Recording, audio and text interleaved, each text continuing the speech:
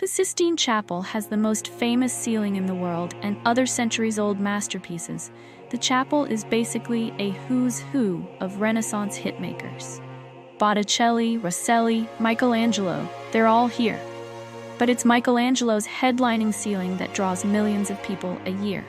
Even if you're not that familiar with the history, you'll probably recognize parts of the frescoes, say Adam stretching his hand toward God.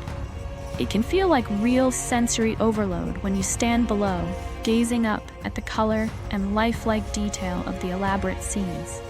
Here are 5 things you might not know about the Sistine Chapel. 1. There is a dress code for the Sistine Chapel. Hi guys, okay, it's important to have the correct dress code for the Basilica and the Sistine Chapel because these are the 2 holy places of the Vatican. You can dress like me for women, and for men too.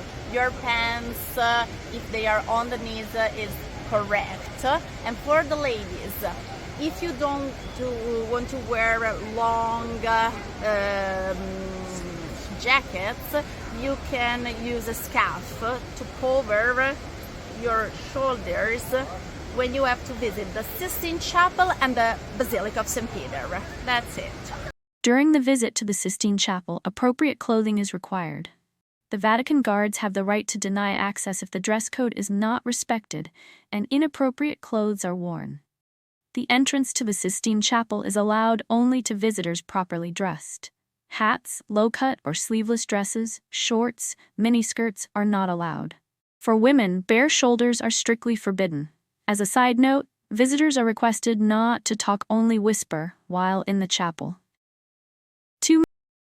Michelangelo, the main artist responsible for the chapel, was just a toddler when the Sistine Chapel was commissioned. Michelangelo was just 5 years old in 1480 when Pope Sixtus IV commissioned the building of the Sistine Chapel. The chapel was part of a glorification of the Vatican carried out by Sixtus. He intended the Holy City to become a showcase for the popes. 3. Visitors enter the chapel the wrong way. Tourists visiting the chapel don't get long to wonder at the wall where the Last Judgment is painted, or at the ceiling frescoes depicting the 9 scenes from the Book of Genesis. Meanwhile, the order in which tourists are awed is not quite as it should be. When you go around the Vatican as a tourist, you are actually brought into the wrong end of the Sistine Chapel. You emerge through this tiny doorway at the side of the altar, which actually brings you into the area that would have been reserved for the clergy. 4. The Sistine Chapel is actually a very small chapel.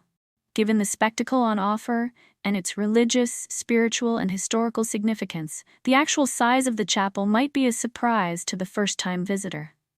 It's only 134 feet long, 44 feet wide, and 68 feet high. Quite a small space, especially when you think there's 12,000 square feet of painted surface in that chapel. 5. The Last Judgment fresco was censored. The Last Judgment was painted 25 years after the Sistine Chapel ceiling, by which time Michelangelo was in his 60s. The tumbling bodies are mostly male and mostly naked. The Pope's officer Biagio da Cesena complained about the nudity. Criticism of the nudity continued even after Michelangelo died, and his former assistant, Daniele de Volterra, was asked to paint trousers on the naked figures. Johann Wolfgang Goethe said in 1787, "Without having seen the Sistine Chapel, one can form no appreciable idea of what one man is capable of achieving."